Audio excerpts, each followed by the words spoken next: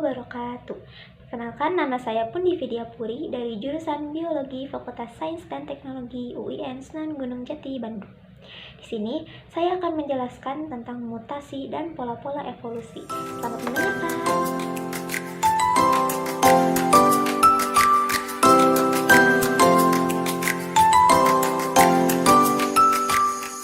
Di sini saya akan mulai menjelaskan tentang mutasi. Apa itu mutasi? Mutasi adalah peristiwa perubahan susunan atau jumlah materi genetik pada kromosom atau DNA yang bersifat turun-menurun. Perubahan materi genetik dapat menyebabkan perubahan sifat pada tingkatan sel atau individu. Peristiwa terjadinya mutasi itu disebut mutagenesis.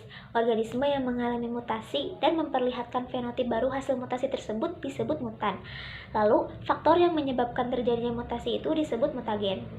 Tidak semua perubahan DNA itu bisa disebut mutasi. Ada beberapa kriteria yang harus diperhatikan. Di antaranya, pertama, adanya perubahan materi genetik DNA. Yang kedua, perubahan tersebut bersifat dapat atau tidak dapat diperbaiki. Lalu yang ketiga, hasil perubahan tersebut dapat diwariskan secara genetik pada keturunannya. Ada 3 penyebab mutasi dapat terjadi. Yang pertama, mutasi akibat perubahan jumlah basa nitrogen. Lalu yang kedua, ada mutasi akibat perubahan jenis basa nitrogen.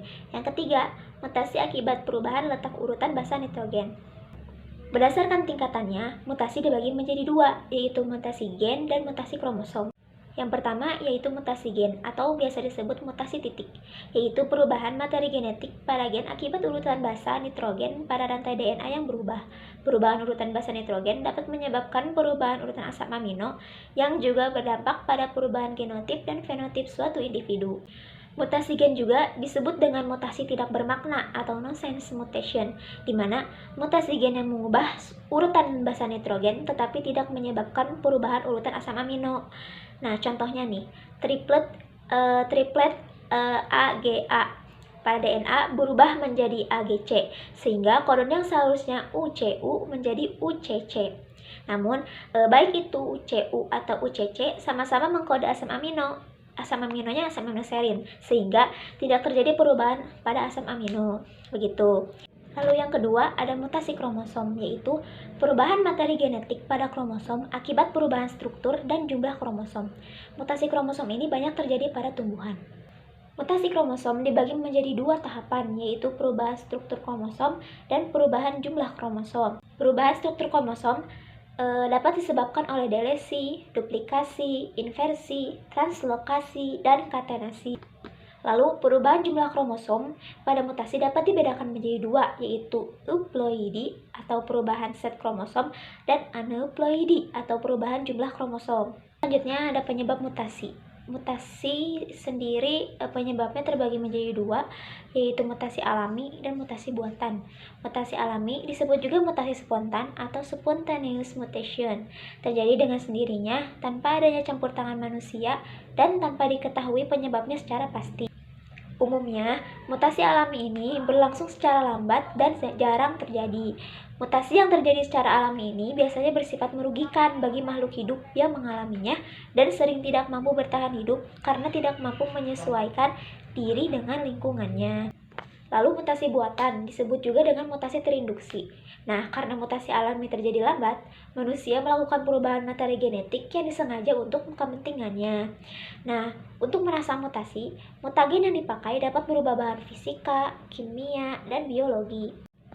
Nah, lalu selanjutnya yaitu dampak mutasi pada kehidupan. Ada 3 dampak yang terjadi pada kehidupan, yaitu dampak positif, dampak negatif, dan dampak netral. Yang pertama yaitu dampak positif. Ada banyak dampak positif yang terjadi pada mutasi kehidupan itu.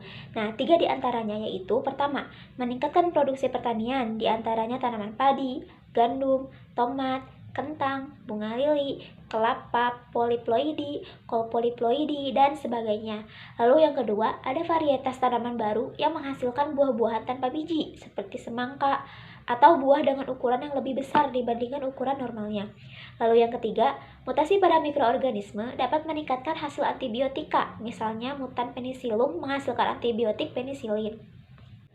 Lalu yang kedua, dampak negatif. Nah, dampak negatif juga banyak nih yang terjadi pada mutasi kehidupan itu. Saya juga mengambil 3 di antaranya, yaitu pertama, menyebabkan beberapa kelainan pada manusia, antara lain sindrom Down, sindrom Klinefelter, sindrom Turner, dan lain-lain. Lalu yang kedua, ada penemuan buah tanpa biji, dapat mengakibatkan tanaman mengalami kesulitan untuk mendapatkan generasi penerusnya. Lalu yang ketiga, penggunaan sinar radioaktif pada proses mutasi dapat mengakibatkan tubuhnya sel kanker dan cacat bawaan pada janin dalam rahim. Nah, yang ketiga yaitu dampak netral, yaitu perubahan dalam urutan DNA yang tidak menguntungkan atau merugikan pada kemampuan organisme untuk bertahan hidup atau bereproduksi. Contohnya pada gen hemoglobin, di mana kodon GAA menjadi kodon GAG. Nah, keduanya itu tetap mengkode asam amino glutamat. Nah, seperti itu. Perubahan gen dan kromosom yang disebabkan oleh mutasi dapat menimbulkan perubahan-perubahan sifat dari tingkat sel hingga tingkat individu. Perubahan-perubahan ini menyebabkan terjadinya variasi-variasi sifat yang menimbulkan keanekaragaman pada organisme. Tingkat organisme-organisme yang terus meningkat akibat mutasi dapat menyebabkan terbentuknya spesies-spesies baru dengan sifat yang berbeda dari nenek moyangnya. Nah, dalam hal inilah terjadi proses evolusi. Mungkin cukup sekian yang dapat saya sampaikan, banyak kurangnya mohon maafkan. Sekali lagi terima kasih. Wassalamualaikum warahmatullahi wabarakatuh.